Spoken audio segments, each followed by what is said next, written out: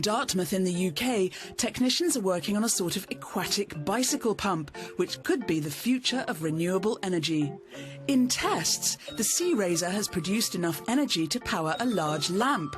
But this is only a prototype, and the finished Sea Razor will be around 13 times bigger than this. It's really only a bicycle pump with a float on it. As this pump goes up and down, it sucks seawater in and pumps seawater out, purely through the action of the waves. Alvin Smith came up with the idea about 10 years ago while playing with an inflatable ball in a swimming pool. Sea Razor pumps seawater using a vertical piston between two buoys, one on the surface of the water, the other suspended underwater and tethered to a weight on the seabed. We've got the Sea Razor in the water. That will be operated by the waves and swell. Anything from half a metre swell or more, it will work.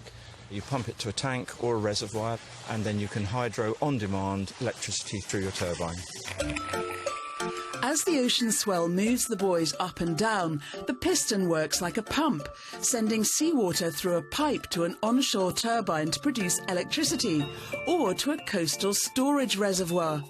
It can then be released through a generator as required. The ideal site for the machines is in water about 25 metres deep near a cliff face.